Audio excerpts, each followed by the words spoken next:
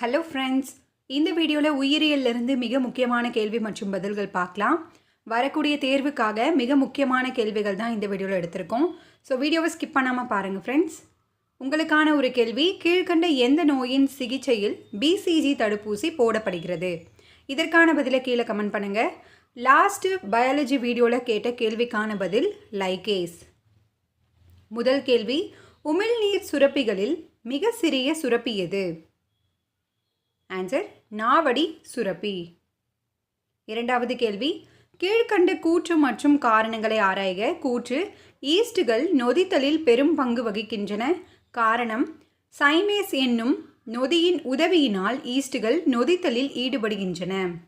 இதற்கான சரியான பதில் கூற்று மற்றும் காரணம் இரண்டும் சரி. மூன்றாவது கேள்வி, பாக்டீரியாக்கள் வடிவத்தின் அடிப்படையில் எத்தனை வகைகளாக பிரிக்கப்பட்டுள்ளன? Repeated question. ஆன்சர் 4 வகைகள். கசை இழைகளின் எண்ணிக்கை மற்றும் அமைவிடத்தின் அடிப்படையில் 5 வகையாக பாக்டீரியாக்கள் பிரிக்கப்பட்டிருக்கு.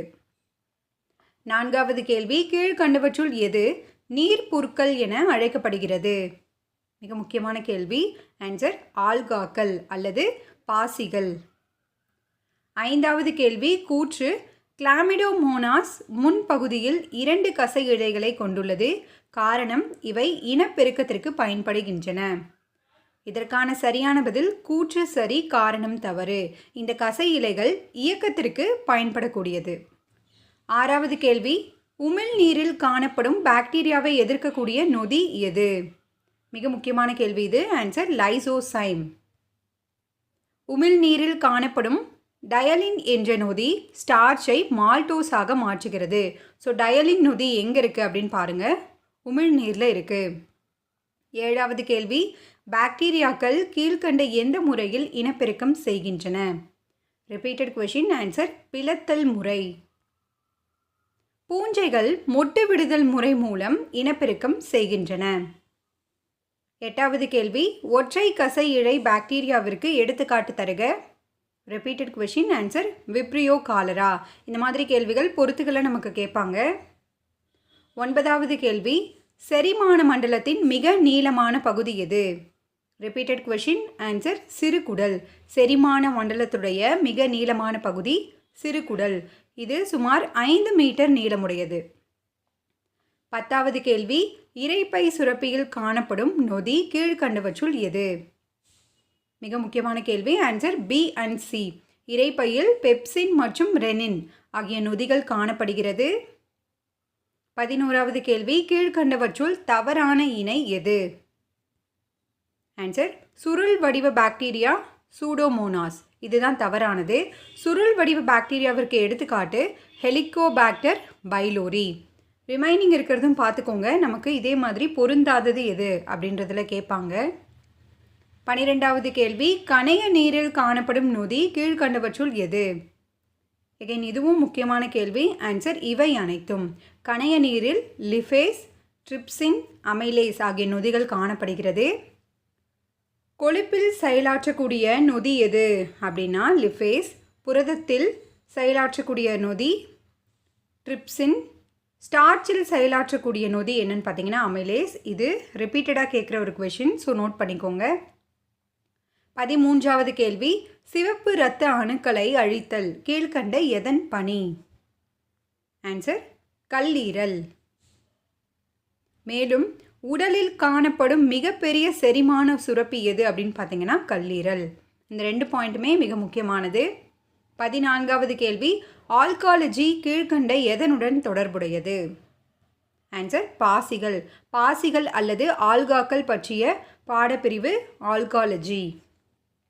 15வது கேள்வி, உணவு குழலுக்கும் சிறு குடலுக்கும் இடையே ஜே போன்ற வடிவத்தில் காணப்படுவது? மிக முக்கியமான கேள்வி. ஆன்சர் இரைப்பை. 16வது கேள்வி, பென்சிலின் கீழ்கண்ட எதிலிருந்து பெறப்பட்டது? ஆன்சர் பூஞ்சைகள்.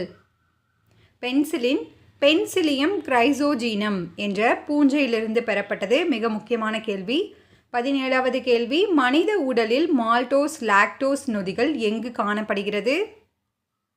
ஆன்சர் குடல் சுரப்பிகள். ஸோ நொதிகள் பற்றின கேள்வி ரிப்பீட்டடாக எக்ஸாமில் வந்துட்டுருக்கு. அதனால தான் நம்ம இதில் அதிகமாக நொதிகளிலிருந்து கொஷின் எடுத்திருக்கோம். மனித உடலில் மால்டோஸ் லாக்டோஸ் நொதிகள் எங்கே காணப்படுது அப்படின்னா குடல் சுரப்பிகளில் காணப்படுது. 18வது கேள்வி கூற்று 1 வைரஸ்கள் பாக்டீரியாவை காட்டிலும் பெரியவை. கூற்று 2 வைரஸின் மையப்பகுதியில் DNA அல்லது RNA காணப்படுகிறது. இதற்கான சரியான பதில் கூற்று 2 மட்டும் சரியானது. வைரஸ்கள் பாக்டீரியாவை காட்டிலும் சிறியவை. 19வது கேள்வி பொதுவாக திடீர் மாற்றம் அடைந்த தீங்கு தராத புரதம் கீழ்கண்டவற்றுள் எது? ஆன்சர் பிரியான்கள். 20வது கேள்வி ஆல்கஹால் பானங்கள் எதன் உதவியினால் நொதித்தல் முறையில் தயாரிக்கப்படுகிறது? மிக முக்கியமான கேள்வி. Answer east. ஆல்கஹால் பானங்கள் ரொட்டி கேக் போன்றவற்றில் ஈஸ்ட் பயன்படுது. 21வது கேள்வி வைரஸினால் உண்டாகும் ஃப்ளூ காய்ச்சல் எதன் மூலம் பரவுகிறது? Repeated question. ஆன்சர் காற்று. 22வது கேள்வி கீழ்கண்டவற்றுள் எது உயிருள்ள மற்றும் உயிரற்றவைகளின் பண்புகளை பெற்றுள்ளது? Answer virus. வைரஸ்கள் பார்த்தீங்கன்னா உயிருள்ள மற்றும் உயிரற்றவைகளின் பண்புகளை பெற்றுள்ளது.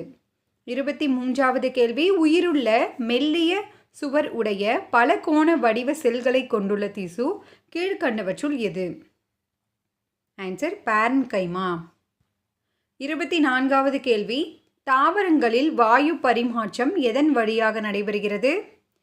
Repeated question. ஆன்சர் இலைத்துளை. இலைத்துளை வழியாக தான் தாவரங்களில் வாயு பரிமாற்றம் நடைபெறுகிறது.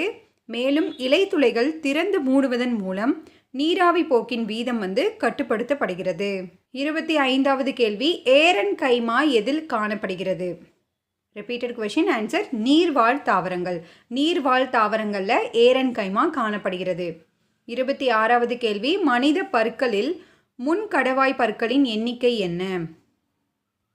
ஆன்சர் 8 பற்கள் இருக்குது. இந்த எண்ணிக்கைகள் மிக முக்கியம்.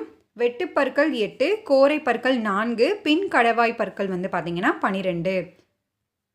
27வது கேள்வி இரும்பு தாமிரம் வைட்டமின் A மற்றும் D ஆகியவற்றை சேமித்து வைத்தல் எதன் பணி? Repeated question. ஆன்சர் கல்லீரல். 28வது கேள்வி கண்ணின் எந்த பகுதி ஒளியை உள்ளே அனுப்புகிறது? மிக முக்கியமான கேள்வி. ஆன்சர் கண் பாவை. கண் பாவை வழியாக தான் ஒளி உள்ளே செல்கிறது. 29வது கேள்வி மண் அரிப்பை தடுக்கும் தாவரங்கள் இவற்றுள் எது? ஆன்சர் பிரயோபைட்டுகள். மண் அரிப்பை தடுக்கக்கூடிய தாவரம் பிரயோபைட்டுகள். 30வது கேள்வி அகாலிஃபா இண்டிகா எந்த குடும்பத்தை சார்ந்தது? ஆன்சர் யூஃபோர்பியேசி. இந்த மாதிரி கேள்விகளும் எக்ஸாமில் கேட்பாங்க. அகாலிஃபா இண்டிகா அப்படின்றது குப்பை மேனி. இது யூஃபோர்பியேசி குடும்பத்தை சார்ந்தது.